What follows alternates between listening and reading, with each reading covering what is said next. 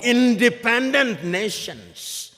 But what is instructive is that the Queen is always the head of those independent nations. I've never understood that. Perhaps the presidents do. The Portuguese, of course, you know, never left easily. Until 1980, when I was an adult, they were still fighting in Mozambique, in Cape Verde, in Guinea-Bissau, in Angola, and in Mozambique. The apartheid regime, of course, only left in 1994, and I wonder whether they have left. That is Africa for you.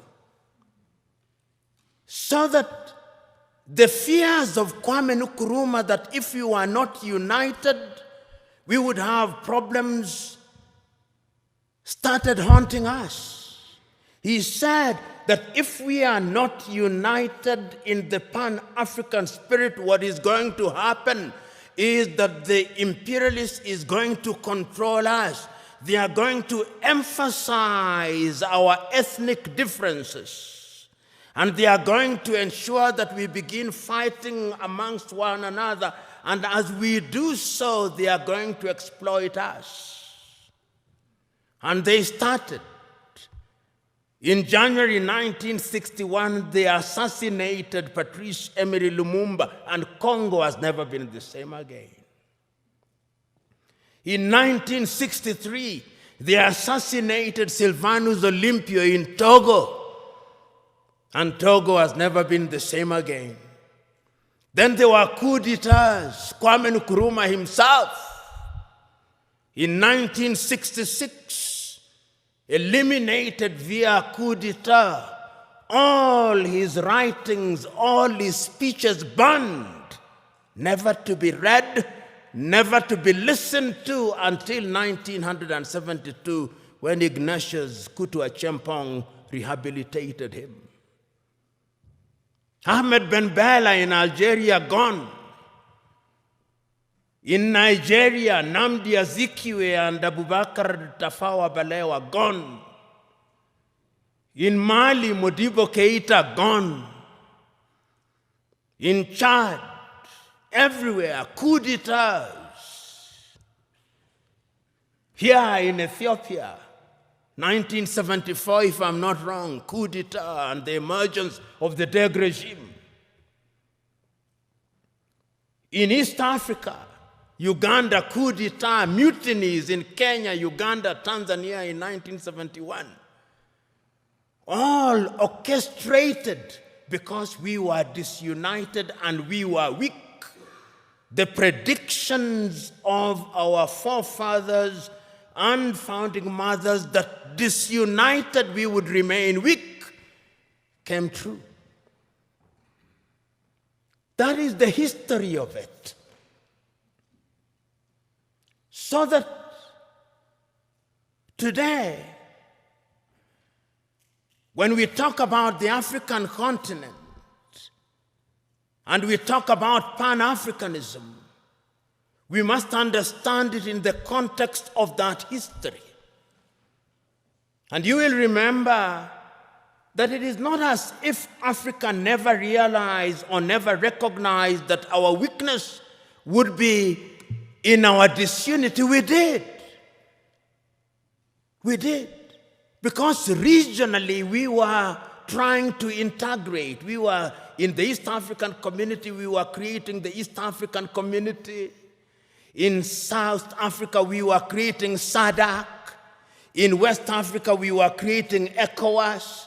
In Central Africa, we were creating the Organization of Central African Communities. In the North, we were creating the Maghreb. Even in this region, we were converting IGAD into something in the nature of an economic community. We were creating COMESA. We were aware that Africa could only operate and operate meaningfully if we were integrated. We are not trading with one another.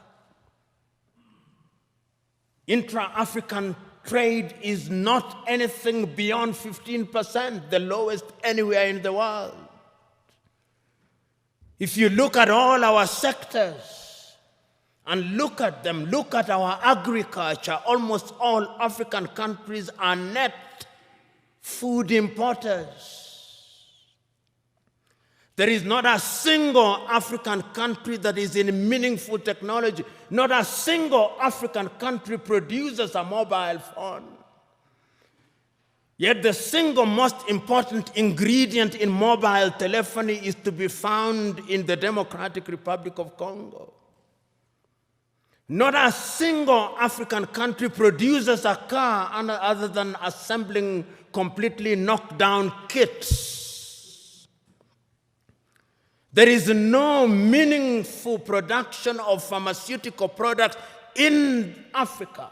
And if there was any doubt, COVID exposed it. All African countries, the 55 of them, are waiting to either receive Sinovac from China, Sputnik from Russia, AstraZeneca, Johnson or Moderna.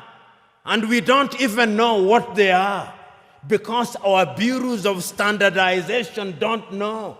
If you ask the Ethiopian Bureau of Standards what they are asking us to be injected with, they do not know. They just believe it is a vaccine because the Americans have said so or because the Chinese have said so. Africa is weak, so that even this magnificent edifice, I suspect, has not been erected by Ethiopian engineers. When I see the signage in Chinese, I suspect it is the Chinese. That is how weak we are. That is the reality of our mother continent. It is because we are politically weak, we are economically weak, socially we are disorganized, culturally and spiritually we are confused. That is the continent in which we are today. And the question, therefore, what would we do continentally in terms of trade? In 1980, under the Lagos Plan of Action, and some of you have been ambassadors, some of you are now serving cabinet ministers, you will grapple with this on a daily basis. Under the Lagos Plan of Action, Africa sat down in Lagos and said, we are going to improve trade amongst ourselves. 1980, Lagos Plan of Action. Did we do it? No, we did not do it. We did not do it because the European Union was instead engaging us under the African Caribbean, the Lomé Convention of 1975, or the Cotonou Convention of 2000. Africa remains the only continent which is described as Anglophone. So in Kenya or Uganda, where possibly only 20% speak the English language, we are Anglophone. In French, former French colonies, they are Francophone. In former Portuguese colonies, they are Lusophone. In some Arab countries, they are Arab.